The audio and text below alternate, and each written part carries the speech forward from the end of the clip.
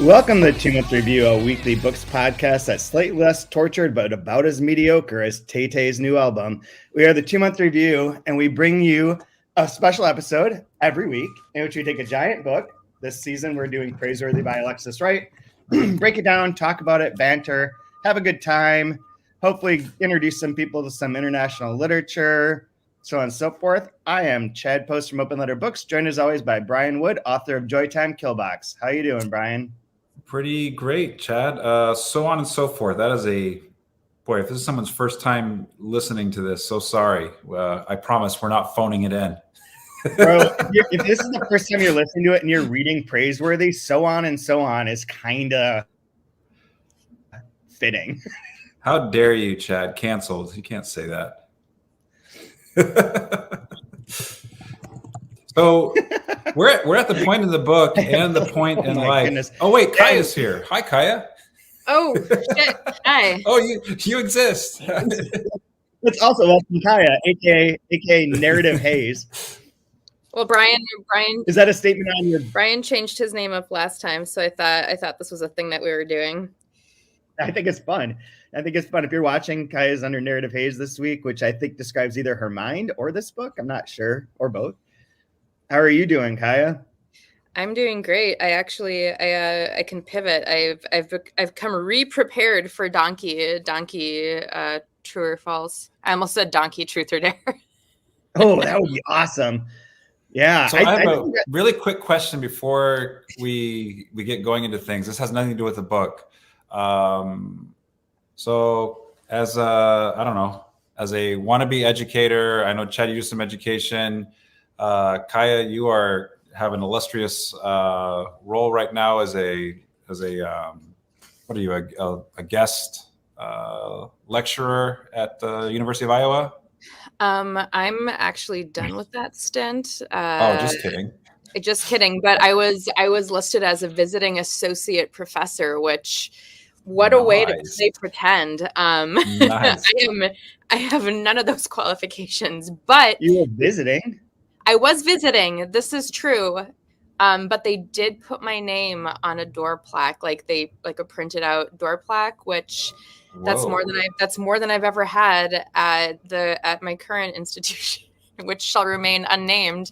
But what better way than to feel like a modern woman than to be recognized for the first time in 12 years on the job?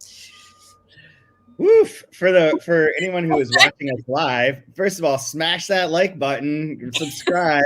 You need to get up here. Assault that ring notification. I love that, right? Yeah. Smash that like button. Hi guys, welcome to the channel. Comment below if you like donkeys. No, what I wanted to ask though, like we're at the point in the book. We're also in that point in the semester where it's like, oh crap, I got a lot of stuff to take care of. How is the semester ending up? I know a lot of folks that listen to this are probably educators as well, and we're in that kind of crunch time of it's all coming to a head now. I'm not kidding you. Yesterday afternoon, at one point in time, I had 5 separate people through text, email, and other modes of communication asking me for favors or to do things. And I literally just wrote back to all of them, whatever, I don't care. Whatever, I don't care. Whatever, I don't care. And the other thing I was to say, for anyone who is watching this live, you can see that is our new open letter office that Kaija is sitting in with some books. Ooh, it looks a little bit less chaotic than it did a few days ago. Thanks to your hard work. Yeah. I'm exhausted from the semester though, Brian. I'm done. I am toast. And then I go away right away after it ends. So it's like, it's not going to get a break until the end of the month. But I'm at that point where I'm just phoning it in my life.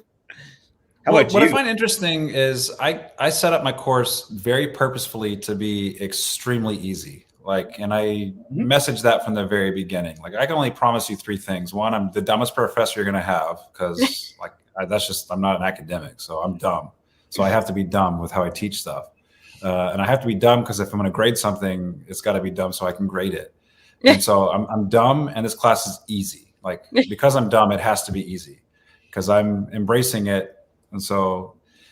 And the amount of people that still struggle and are having challenges and are asking for favors or whatever, it's just like, I can't, I'm sorry. Like, it doesn't get any easier in this class. If you can't figure this out, I don't know if college is for you. You may not want to. There's no lower level. Like, lowered expectations. I am the lowered expectations. I'm like the person that just puts all the baggage out right up front. Yeah, so I've got this, and this. You still want to date? Oh my God. Yeah, my publishing class is like that. And there are people like, I'm concerned about my grade because I know I'm late to class most days. I'm like, I think I remember what name you are. But I'm good. You're fine. Just show up when you can. I don't care. Oh, one other quick question, and this isn't killing time by me at all. It's just, these are my curiosities. This is not related to this book in any way. This is not related to this book in any way. So I want to make that very clear. This has nothing to do with Praiseworthy and has nothing to do with Alexis Wright. Have you ever, and like, you don't need to name names obviously, but have you ever had a title that, like, you said you were going to publish, and of course you're going to publish it, but you're like, why are we publishing this? Yes. You're not supposed to answer so quickly. This is supposed to be like a congressional hearing where you go on for 5 minutes and don't answer the question, and then I have to try to nail you a little bit later. That's not the question, Chad. That's not. Yes. Yeah. No hemming or hawing, unfortunately. Yeah. So what do you do in that situation where, like, because I'm pretty sure we've all read books where we're like, why? So out of everything that comes through your desk that you get to see, everything that's in your slush pile, Kaija, why is this being published over everything else? How did this get made? Yeah, exactly. How does that end up happening? How did this get made? I mean, from experience and also from lore, from open letter lore, you get sort of swindled by like a 30 to 50 page amazing fragment, and you're like, this is going to be a hell of a book. It's going to be amazing. And then the rest of the book comes in and you're like, yeah. Yeah. Okay. That's my experience. That like the trailer's better than the movie kind of a thing. Yeah. Yeah. Okay. Like the representative piece, is just, yeah, I guess it could go either way. It's either that the representative fragment is like the so much better trailer version, like the so much better trailer, or else that just the rest of the, or the rest of the book just isn't up to the level of that fragment. We've had the main problems I've seen. There's one book from Delkey that we did straight out cancel. And it was interesting because it was a sample and it was done by someone who is a grad student working for the press at that time. And John was like, oh, this is really funny. And I was like, well, there's like 2 funny things. And I don't know that the rest of this book is going to be that good. But he's like, no, I feel convinced. She's talked to me about it. I'm convinced. And then the book got translated. And like it was primarily, well, first, it really wasn't funny. And then like the last half of it was like a total disaster. The one at Open Letter that's the most like discussed and that we make jokes about and have referenced, and I recycled more copies of it yesterday, is a book that was one of the very early ones in which it's divided into 3 sections. And we had the first full section as a sample and then the part of the second. And those 2 are great. It's only the 3rd section, the ending, that's all messed up. Like it doesn't work. And it's like, it doesn't work and it's offensive. It's like bad. It's like bad on multiple levels. So that book, what we did was just like, kind of just ignore its existence. Like you quiet quit it, quiet publish it, which is something that you'd see, like people there's no way to expose this and no way to like make it public. But if you could see which books presses pay for to enter them into awards, like the National Book Award is $135 per title, and presses won't submit every book. And you can know right from there which books they believe in and which ones they don't. Same thing with like the Booker Prize, but they will announce like, oh, there's 140 entries this year or whatever it might be, but they never say which ones because people would be like pretty disappointed to see. But like, you don't do that. Don't do any special tour, just like minimal things, and let the book just like live or die on its own. And if it takes off because of word of mouth, awesome. But like, you have to cut your losses. There was a statistic that came up that was reiterated this week on a very controversial Substack post by this guy named Ted Gioia, who's actually just reposting something someone else wrote that was about readership and related to the Department of Justice versus Penguin Random House trial, in which as part of that trial, part of that hearing, or whatever the right term is, it was sort of unveiled that like 96% of books sell fewer than 1,000 copies. Now that includes like, just utter nonsense, like books that aren't going to sell that many because they're specialized, whatever, and just don't have an audience at that level. But even within the world of like fiction, just fiction, like poetry, also pretty sure that that's generally not selling 1,000 copies. But within the world of fiction, that's probably very close to true too. It could be maybe 90, maybe 88% are under 1,000, but the vast majority are under 1,000 copies. So if you do want to bury a book, you don't have to try very hard. You don't have to dig a deep grave. You can just like put it, like drop it down from like 700 sales to 600 sales, and you've saved 100 sales of embarrassment for people being like, what did you do? Like, why did you bring this out? Again, not related to this book, although not related, but out of curiosity, do you have access to like book sales on titles that are outside of your? So what I do have, and I looked up this book literally as we were coming online here, is that if I go to Ingram, if I go to iPage on Ingram, I can see how many copies were sold through Ingram for a book that's not distributed by consortium. So this is only the sales. Can you make sense of that to people that like me that aren't on that side of the industry? We all have a primary distributor. So our distributor is Consortium / Ingram. New Directions distributor is Norton. A certain amount of books go out from the Norton warehouse to bookstores, right? But a certain number of bookstores and other locations order their books from a wholesaler, Ingram being the wholesaler. And they're like the primary ones. I don't know what percentage like these numbers would capture of the whole, but it's probably like 50, maybe even more than that. Because initially you send out like a modest number of books to bookstores, and then they reorder through Ingram. So they reorder. So any reorders are coming through here. And I can see that. And so the number for this is a total of 590. No, sorry. Okay. They add it wrong. 688. It's 688 through Ingram life to date. Okay. So we're almost, we're about, 68% of the way of making it into that special 4% category. And if there were sales through Norton that were double this, then it would be up over 1,000 that are out there in the world, but those can all be returned. Yeah. So the inventory for books is like returnable for an extremely long period of time. So it's not very accurate. I don't have access to BookScan, which would show you how many copies left the shelves that a customer took from a shelf and actually purchased, which is going to be a microcosm. And that's the one where like that one for 96% of books under 1,000 that might even be low.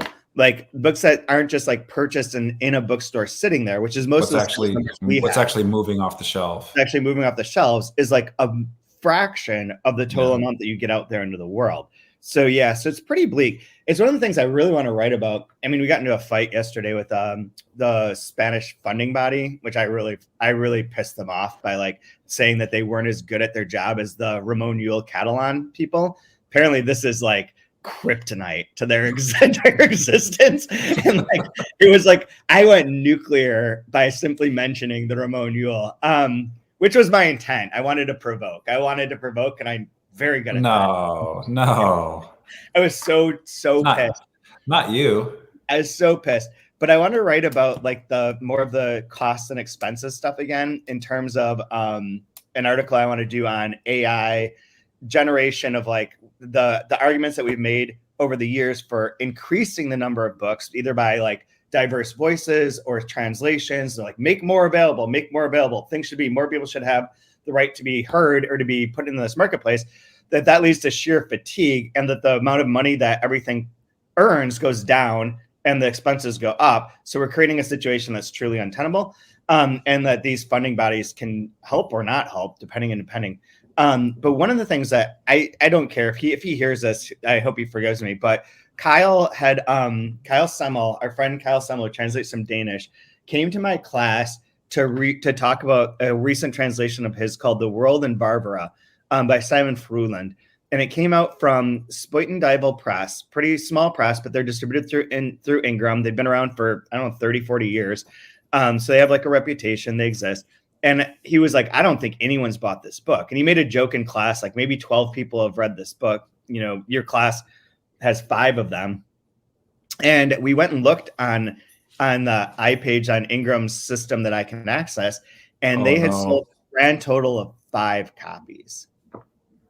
Oh, no. And are those the 5 copies from your class? No, my class doesn't buy books. My class steals books. They go to this website that they shared with me and they steal them. And if the book for our class isn't on there, they don't read it. They don't buy anything. They just access it illegally and read the ebook version that they can steal through this particular site, which I am now, like, by the way, heavy user of. But that's neither here nor there. It's the LimeWire of it is.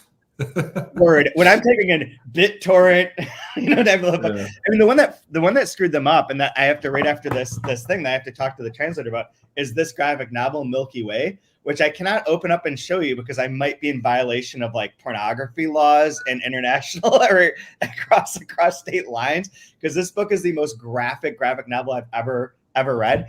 And because it wasn't available in this steely place, they had to borrow my copy over and over and over again. They each borrowed my copy and read it in a circle.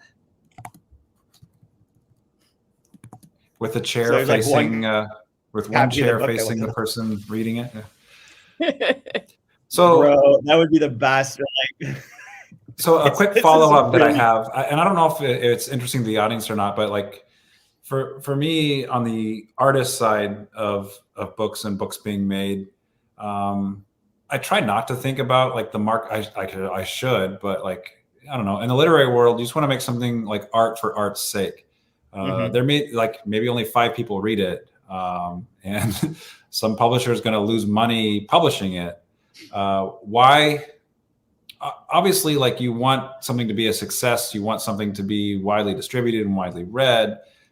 And I'm assuming in reality, you realize that there's going to be a few of those that pay for everything else, right? Yes. Like all the misses. So it's like, I don't know, it kind of reminds me of like when my wife was doing like medical research, and she's like always complaining that like people don't realize there's 70 medications that go through all these trials and cost all this money that they don't make any money whatsoever. And so the one that does hit has to be really expensive to pay for all the failures, so to speak. Right? Oh, your wife sounds like a raging capitalist. Yeah, sounds like capitalism. Sounds like Martin Scarelli over there. Who are you married to? You go in prison soon? Well, no, she gave up on that because she cares about people at her base, I guess. But if maybe it's like clumsy to put that towards books, but obviously you want something that's going to be successful, that's widely read, but you understand that it may not be, but you put it out there for the sake of art, right? Is that kind of what the smaller publishers are doing when they're putting out literary, like air quotes, like important works, things that like are necessary or should be read? There's two parts of that. One is that I think it all runs off of the blockbuster model, and the blockbuster model is still the predominant one, despite like the existence of new printing technologies like print on demand, in which could limit your initial exposure by how many copies you need to print, and by like the fact that things are decentralized. Like it's not just everyone buying books from Barnes and Noble; things are everywhere. There's still the blockbuster model of like one book floats 100. And that is always like Colleen Hoover, celebrity memoirs, like things that are like just they're booklets. They're not bookish like items. They're not even like proper books in some cases. They're literally like your picture table sort of thing. But the picture book, whatever it's called. So there's that model that coffee exists. Table books. Coffee table books. Okay. The other part of that is that you don't know which ones are going to be the hit. So it's not Sure. that they're doing it for art's sake, so much as that is the spaghetti at the wall.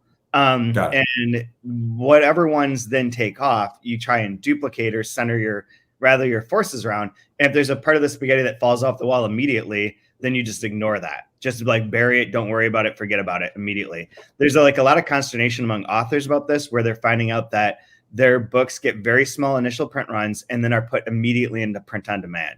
And if they sell 500 copies, it could be that 300 of those copies are print on demand copies that only exist because they just exceeded this minimal amount of demand that was expected.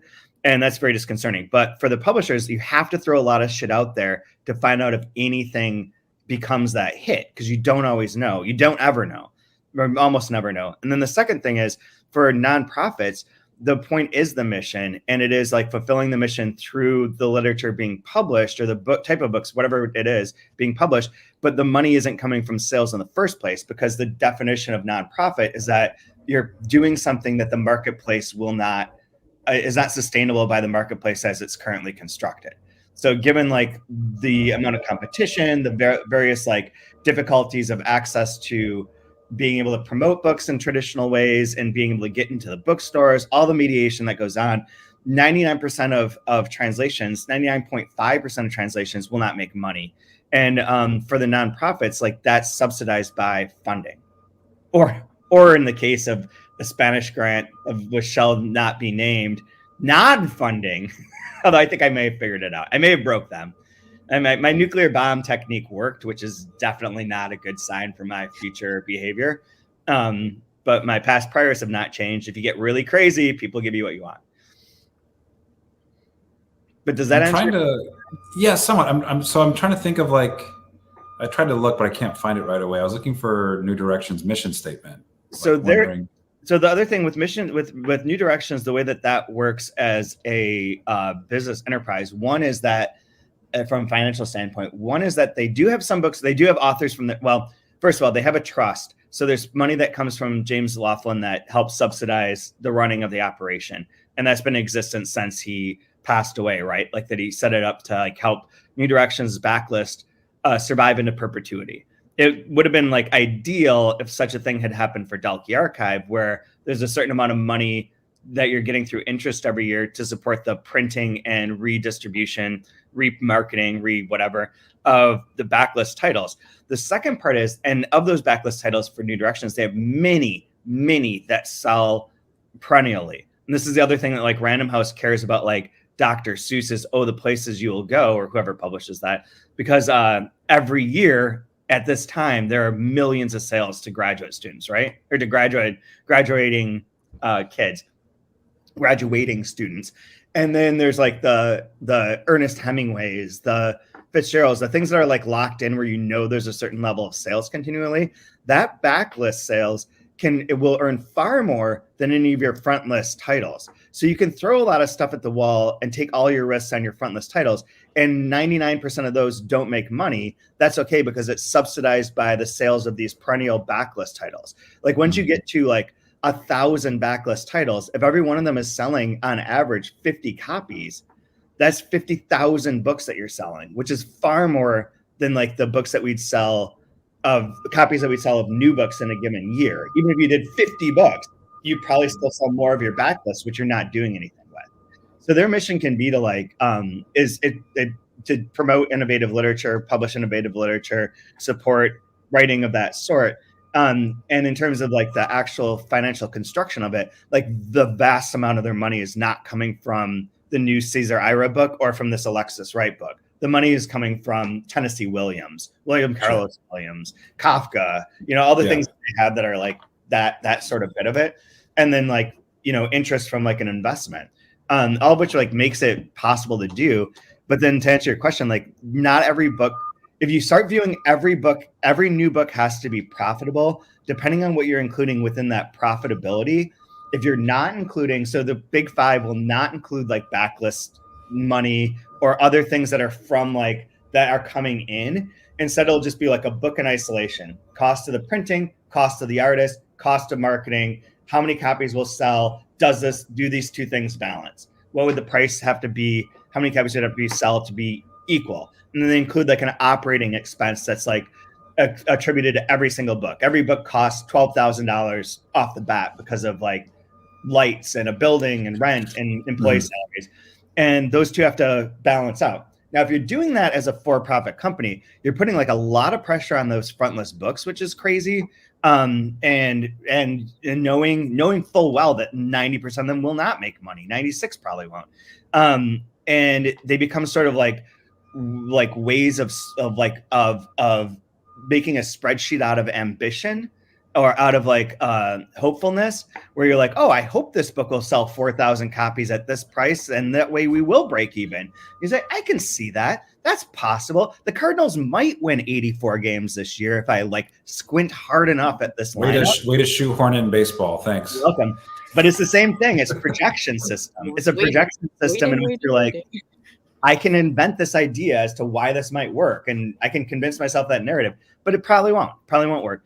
If you're doing it as a nonprofit and you're treating each book individually as a need to break even level, I feel like that's disingenuous to the whole enterprise of nonprofit publishing. That would need to include all the fundraising activities, but also like other things that offset it so that your total balance is slightly above zero. But like book to book, it's not going to be like, oh, we're not going to publish this translation, even though it fits our mission, because it's unlikely to make money. Right. This is the other ways that we make money. That's our job, is to figure that out. Because if we're doing our job right, we're expanding the number of books that are available that would just literally never come into print if we didn't exist.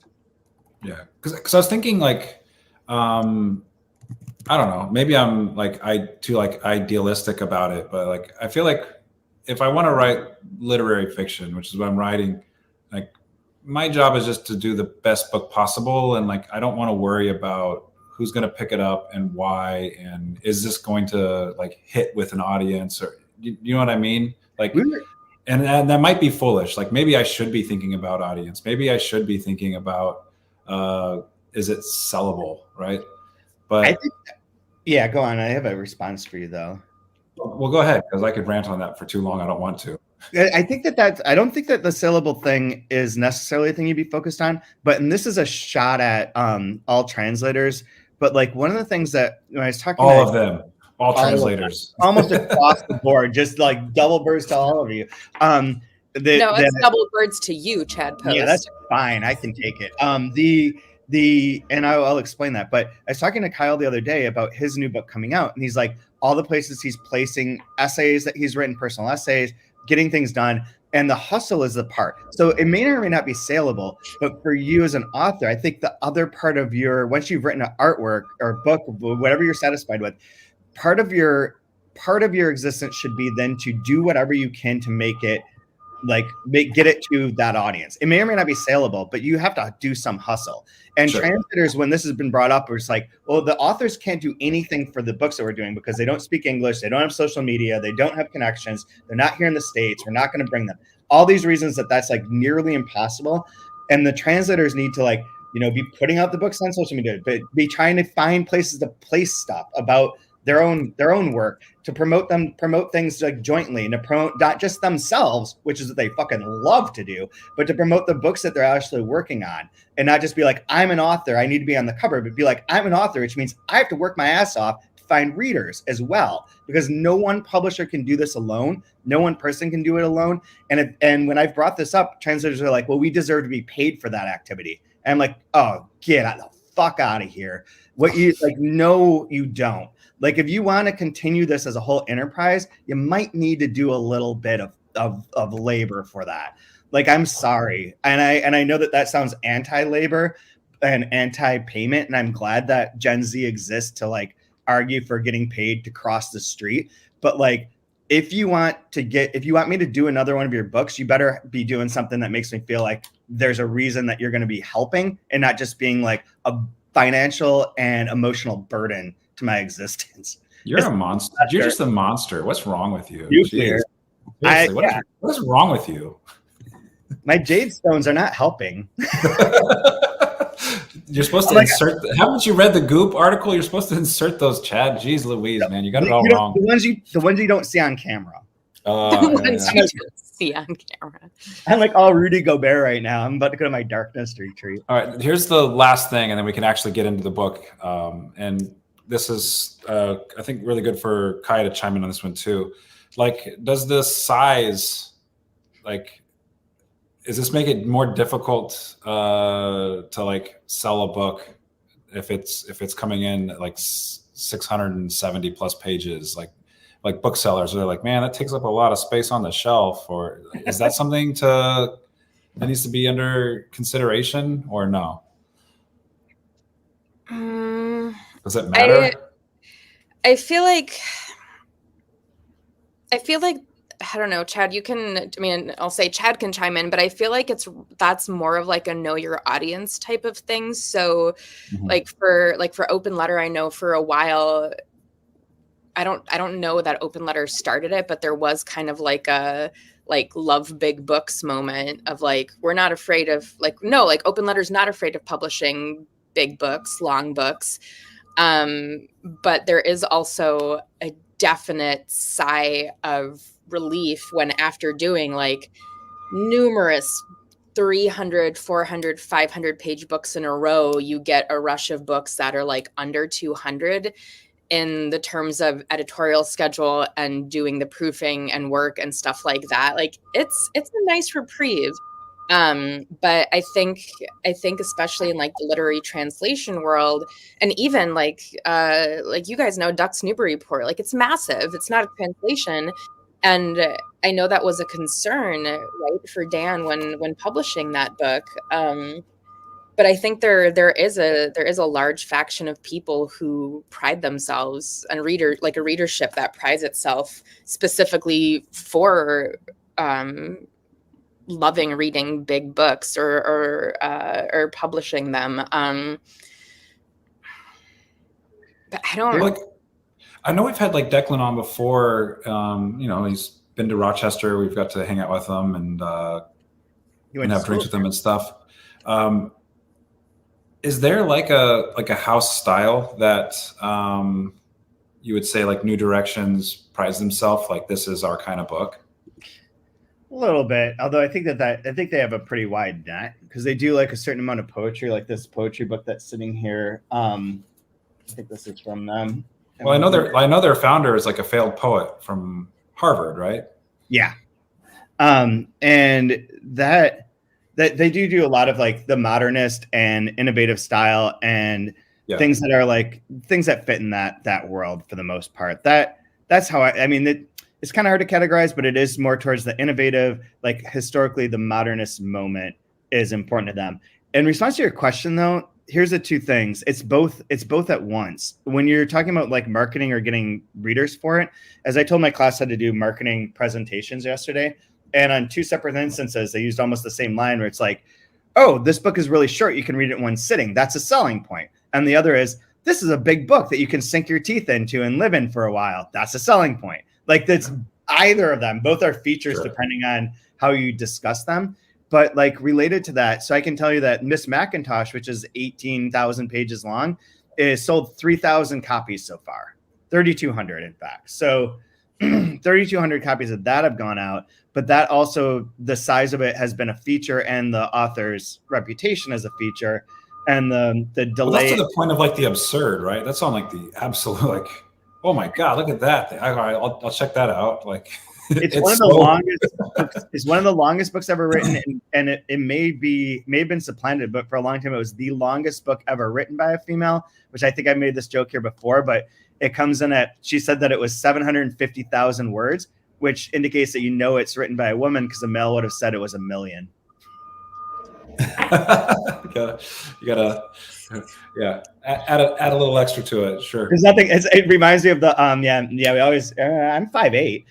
It's like when we were talking yesterday about how there are 46 million kangaroos, and Peru has a entire population of 4.6, and so every person would have to kill 10 kangaroos if they were invaded to survive. These are important things to think about. I'm convinced I thought about it a lot. I could slay. I would, if you gave me the right weapon, I would just chop apart. I'd go for it. I'd do my 10. You don't stand a chance. You do your 10. It's like No, I guess like the germ of all of this and like why we went down this tangent was just the idea of like, I think it's really cool. Like I have two questions. Like, why does this book exist? Like as a physical book, right? Not what's actually inside the book. Like, why does this book exist? And like, how can this book exist? This is like, these are interesting things for me to think about and consider. As I'm trying to like, give birth to something and wondering where can it exist? How can it exist? My hobby horse is talking about the production of this book, which I hate to keep criticizing, but having spent so much time with it and it's all curled up and like all janky now, which I like when books get destroyed, but there probably is a different reality in which this book is printed different and costs like an extra $7,000. And I think that there's a moment where you look at those numbers and like, flinch and maybe change things. So I'm not saying that they're cutting costs, but like, I wonder what the given demand here was like when they're getting feedback from their sales reps, which is what we get too. Like we can see like what they estimate us to sell. And then given our situation, if you don't sell that amount, whatever you print more, you have to pay for every single month, every single copy. And depending on how much more you have, it gets up to 10 cents per copy per month. So yesterday, because it's spring cleaning and Earth Day, Ingram is offering us a special where everything that we want to quote unquote recycle, they will recycle for free. So I threw away 8,000 books yesterday, 8,000 units of our books to reduce the amount that we're being charged monthly from like $6,000 to $7,000 to hopefully like $3,000 or $4,000. And that's a reality that when you're getting the feedback from the reps, if the reps are like, this will sell like X thousand of the copies, you might be like, okay, instead of doing that glorious extra special deluxe edition, let's like dial this back because we're probably going to like only make this amount of money through sales regardless of the price point. So let's just like adjust to that. And it's possible that's why some of this, like why it's glossy instead of matte, why like the size is what the size is. Like it could be related to that. I'm not certain. I have no inside knowledge. I just could see that being a factor. Like when it comes down to it, like, and that's where like when you're talking about the books that you may not wanted to have done falls into that category. Well, it's not even that you didn't want to do, but when you look at the list and it's like, here are your projected sales for these books, and you're like, oh, this book that I really love is supposed to sell 339 copies. Fuck. Like, what are we going to put it on print on demand now and call it good? Because otherwise we'll have 1,500 copies that 3 years from now we've paid $4,000 to store and I have to throw away. It's a brutal ass, like, culture is a brutal ass business in a time where there's way too much and everyone's finally hit the point where the market is so saturated, and not just with books, but like streaming services are consolidating and are getting like just totally railed because apparently not everyone can watch 42 hours of TV a day. They're not trying hard enough. Not enough Nathan Fielder. That's where they should put their money. But anyways, that's all that.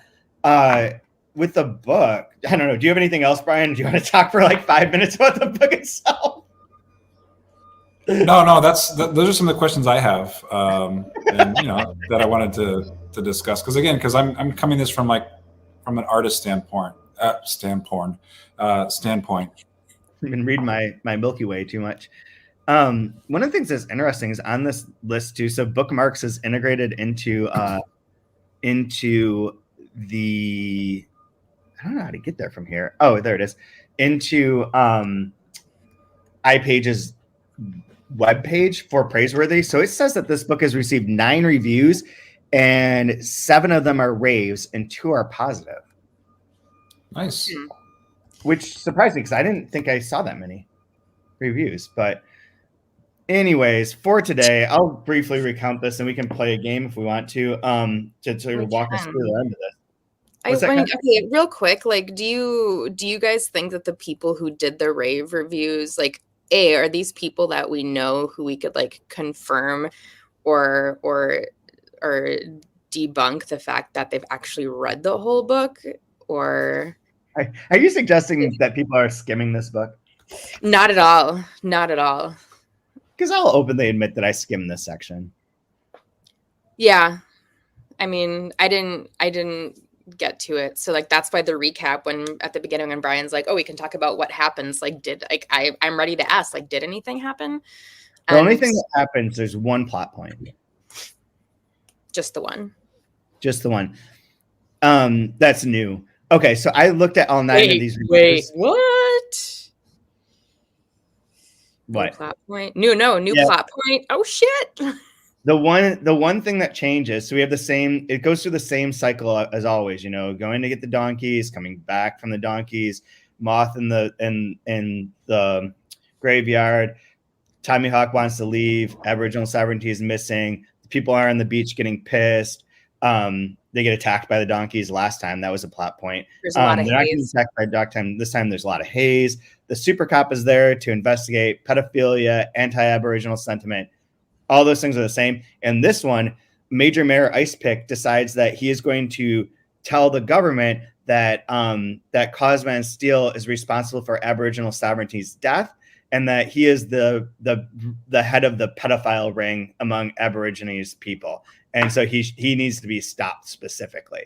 So that would be like the one, like, taking it one step further. But the otherwise, the parts, I mean, I have a bunch marked. I skimmed through it. I read like in chunks and moved through the section because I had this concept that, like, given like how murky it can get and like it's like having a hard time with it, that just staying top level and finding like the little bits will allow me to have more joy. And I think that, like, at this point, I'm looking for a little bit more joy and reading it, not because the situation is bleak, but just the process of it. So that's why I skimmed through on purpose to see if that would alter certain things. And that's all I found from this section in terms of like the additions. Man, I am going to get super canceled. I've insulted translators. I've insulted Spanish government. I've insulted this book. But you are pro Marie Kondo. I'm pro Marie Kondo. You are con-marring this book. Is there joy? Is there no more joy in your life? I mean, you kept the jade rocks. That's good. I got the jade rocks. Yeah, these are supposed to, like, you put them on your head or something, and also in the unmentionables. But the unmentionables. That's a first. No, I just, like, I don't know. Like, I think to be completely honest, I find this book to be okay. Like, I think as a concept, I think it's okay. If I had read it quickly without any real in-depth bit to it, I'd be like, it's fine. Yeah, it's pretty good. It's interesting. Or if I had read like a sample of it, I'd be like, oh, that's great. That's a really cool style. But this middling part of it, of like kind of being stuck in this grind, it feels like a grind. It feels like the end of the semester where, like, even though I don't have to, like, do anything super extra, the end of the semester just feels like, oh, I've been through so much and it's all culminating in these like papers to grade. And this feels sort of like on that level for me of like, it's just like, it's fine. It's good. It's fine. But I'm ready for it to be over. Yeah. I don't know that there's anything new that I'm going to get out of this. Yeah. And I mean, I'll second that. And I mean, having misread, not read, listened to the podcast, before misreading and not reading the right sections. And even last night, I'm like, is it worth going back and finishing, or should I just start approximately at where we're starting?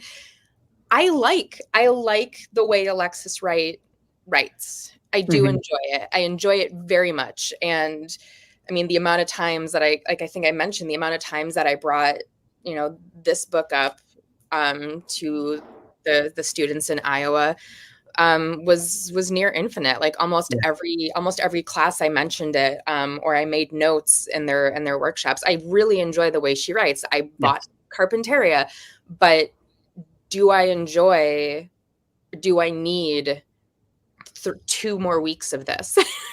Do I need 2 more weeks of this? I'm not sure. I'm really not sure. And I don't know if you want to jump to lines or not, but I mean, it's not my favorite line, but the one thing I highlighted that I wanted to bring up to sort of punch sideways at your disbelief in whether or not there's any game going on here, Chad. I have no idea where this is in the book. I've scrambled my screen size on the Kindle so many times now. I have no idea where I am, but it's talking about ice and saying It's like blah, blah, blah. He didn't mind the fact that he'd have to spend the remainder of many nights listening to bizarre stories of how the Hayes Dome was making murders on an epical scale.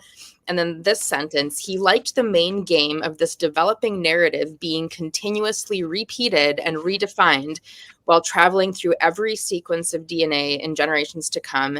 And he traveled with the catastrophism that the Anthropocene haze feasted upon and blamed it all on the murdering widespreads donkeys. So granted, he's probably talking about the developing narrative of, I think, murder, like a murder gene, essentially. I was thinking the Aboriginal history as a whole. Okay, but like this, Aboriginal history as a whole, but this, like, the developing narrative being continuously repeated and redefined, like, and the main game, like, that's what my feeling has been for the duration of being a part of this season of the 2-month review and of this book, is like, there is some sort of narrative game. I agree with that in the sense that I think that the narrative game is that this history of 70,000 years of these peoples living in this nation for that period of time up through the present has been essentially the same cyclical thing. Like they're trying to get create their community, have a good life. Someone's like, people are against them in one way or another, or like prejudiced against them, or at this point do like true governmental violence. And the government in Australia has been around for, hundreds of years, not thousands in the way that the 70,000 years are, but that it's just the same cyclical repeating. The DNA of this kind of these attempts, we're looking for Aboriginal sovereignty. It goes missing. This person might have killed it. We hurt ourselves. The government hurts us. We try and make a community. We try and find a church. We find like that sort of like continual cycle feels like that's the game of the book, is that this is just like where they are. The Hayes is where they are. That I think is great. The thing that I objected years before was that she was trying to make us not read it. I think that she doesn't, that's her game. I don't know about the intent of you not reading it. Okay, fine, script, but I think more importantly, like that can all be good, and that overall concept can be good, and the overall point of the book, the overall game of the book can be good. But I think I can still not like how it's executed. Oh, and yeah, absolutely. Be like, oh, you hate this book, or like you can't say that about this book. I think we should be able to say in culture, in the nuanced way that we've tried for 7 weeks now, 8 weeks, that. Yeah, this is interesting. This is valuable. This is, some of the lines are uniquely written. It's whatever, but I just don't think I like it. And it's not that it's not even not for me. I just think like at this stage, I would have liked a 230-page version. Something. I don't know that the execution of it being this long and this repetitive in this way serves it. Mm-hmm. What do you think, Brian? I want to get through the end of it before I like. Right now, I wonder like, is it necessary for it to be in this format? But perhaps the ending will change my opinion. But right now, I'm thinking like, I don't know. It seems needlessly cyclical at this point. Yeah, I agree with that. I mean, I do. And Chad, maybe you have similar, but that is something in the back of my mind also, is like just getting through to the end of it and seeing what happens. Yeah.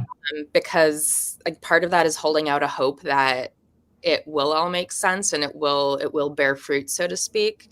Or not even hope, because that makes it sound like I have no hope, but no hope. But I do, that is something that I've had in the back of my mind also, as like maybe by the end of it, it'll whatever issue or question it is, it might resolve, or it might change completely what my opinion, our opinions are. Do you want to know what the final line of the book is? No, I don't. Not yet. nice try, spoiler. You're the one that told me that they're all dead, and that the little boy is seeing he's dead, and like when who he's talking to, and you ruined that for me, and I didn't get to have that experience, and so I don't want you to ruin this for me as well. Fair. No, I'm definitely with you on that, but then there's like, I don't know, cracks that are coming through that make me lose a little bit of hope, and so I'm hanging on there. Like the moth -er is not making me feel good for sure. The puns where it says carpe diem and then in parentheses seize the day in parentheses in English. It's like that's not giving me too much in the way of hope with that. But these are like small cracks in a very large work though. So, and there is something that we could talk about in future episodes of that sort of like the personal response versus the sort of critical response. Like on a critical level, you appreciate things and also say like, I don't think these works. On a personal level, those kind of puns like the Mothra thing, I fucking hate that across the board. It's not just this book. That kind of stuff I hate. Kai is very well aware. I confirm. It always is like, I haven't seen much in the way of gays yet. So if we get some gays with our haze here, then we're in some trouble for chat for sure. In a lot. I inserted the word gays into a book prominently recently. And then maybe like it's a part of like emotional growth. And that's GAZE for those out there who are not familiar. Yeah. Gays with a Z. Oh yes, please. Yeah. And like, I don't know who the readership is supposed to be for this or not, or what the audience that's buying this or not. But part of me wonders, like, is there fear of, because the work is, so massively important, and because of what it's talking about, if there is a fear or anxiety or apprehension to say, I don't really care for this. Yeah. Right. Yeah, for sure. Like, are people being honest publicly with it or not? And in private, maybe they have a different opinion of something, right? Yeah. So I looked up the reviews that are in bookmarks. There are only three that are from America. 1/3 of them. So it's the Sam Rudder New York Times, Sam Sachs in the Wall Street Journal, and his is positive, not a rave. And then it's UK, Australia, UK, and then Kirkus reviews. So I don't know if you also positive and not a rave. The UK and the Australian ones are only raves. America has 1 rave and 2 quote unquote positives, which is a step down according to their. Yeah. And I might be like overly sensitive with that because the last book I read before this was Erasure, and so this idea of like the white guilt and the way people review things with this this intellectual literary white guilt aspect of it. I'm wondering if that comes into play or not with like, is this book for you? Yeah. And when you review it, are you reviewing it with that in mind or not? Like there's just like, I'm a little bit crass after reading that work maybe. Did you go see the movie? Which isn't fair. I did see the movie. Yeah.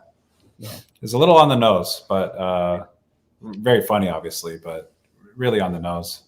I like the guy from Westworld. Yeah. His name is. I think his last name is Wright as well. Oh yeah, you're right. Jeffrey Wright, right? Yeah. Yeah. He played I remember he played Basquiat. I only remember because of that movie from a long time ago where he plays Basquiat, right? Yeah, I guess so. I know him primarily from Westworld, where he's very like anguished all the time. And he's super bow-legged. I don't know if you noticed this, but he's pigeon-toed when he walks. I always love seeing that when he's acting. I love that actor. He's so good. Oh my god. Well, I should get going in a minute. I'll save all our fun games for later. We're gonna do like a draft of favorite parts.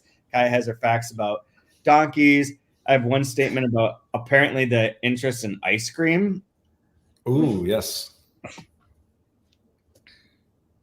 Among us, I found this on Reddit because they're talking about a podcast I listened to and how they have an ad in there for ice cream in which the director or the podcaster is like, ice cream is my second favorite snack to have at the movies. And someone's like, you're a disaster. Like, you can't do that. That's awful. Like, you're just going to bring ice cream into the middle of the theater and it's like dripping and like, that's so gross. And one of the first comments was this. In New Zealand, ice creams are one of the quintessential cinema snacks. We call them chalk tops because of the hard chocolate shell that forms the external layer of the ice cream. The best part is eating all of the chocolate off and then dipping the cone into the popcorn and eating the pieces off the ice cream. Solid. You call me a monster? That sounds great. That actually sounds great. Oh, God. The monster move, which I kind of do sometimes because I don't want to get my hands dirty, is to take your mouth into the popcorn bowl and like let your tongue grab one piece. That is the true, like, oh my God, what a disaster. I'm a disaster. That's the disaster move, is that right there. But what That's disgusting. what better way than to feel like an agile reptile when you're watching something on the big screen? That's a good Godzilla move. Like Godzilla should have had their own popcorn bucket in which you can only lick it out. That's probably what Deadpool will have. Well, have you guys seen the pictures of the Deadpool Wolverine buckets? Yeah. Yeah, where someone was just like, I guess people like to fuck these things, and they're like, let's just make this. There we go. Well, no, it's like you cut a hole and then you stick your bits in there so that when your date is reaching for popcorn, you get a little grabby. Well, yeah, you could do that, or you could just fuck the hole. I mean, that's fine. Long story short, I'm a terrible, awful person that should have no opinion on anything. So there we go. Do you have any line that you like? I have one. Here's mine. Is there'd be nothing fuzzy about who Ice Pick could become in a flash. He too could be the world champion fish boner or butcher, fleshing out more crime and praiseworthy than could be ticked off in all the episodes on ABC TV of Midsummer Murders. My mom loves that show. Yeah, I figure. I think it's supposed to be. I think it's good. I mean, it's probably a great show. Yeah, it is one of those things. That's one of the things with this book that if we do our draft on things you like and don't like, or they're not things you don't like, but things that you find interesting or fascinating. But one of the things I like or find interesting is the true blend of like of both like impoverished nation and like extremely current pop culture references. Like it like sort of leaves the whole thing on like this weird uneven footing where you're like, okay, so you have an electricity card to charge your iPhone, and everyone's like in this state of like near destitution, and then you're referencing like a TV show that's on national TV. Like, I don't know. It's like a kind of weird, like where are we haziness. And that mixture I do think is good. Yeah. Number one draft pick. Anyways. So, real quick. This one makes me think of like the torrent style of writing that we get in here. It's on page 510. You never want to lose a government minister on the phone call when you are still articulating your breathless point of view. Nice. There's the section of Proust that I read last night includes like him making his first phone call, which is very funny because he's just like yelling into the phone at the post office, and then he answers one because he thinks his grandma calls back, and it's like someone calling for a totally different other kid, and there's just a mistake. Like there's like this, the third volume of Proust is becoming very Curb Your Enthusiasm. It's kind of tripping into like this world of like, how does this? He's like, I really want to meet this hot princess. I know this guy who's a cousin who I can go visit, and I can ask him if it would be okay to see a painting, and he can make this introduction. It's like all these like elaborate like Seinfeldian schemes of sorts, but fun times. That book's super long. Having no problems there. That's because it's white. That's because it's white and European, Chad. Again, very repetitive. Very repetitive. Very long. Have no problem liking that. It sounds like interesting.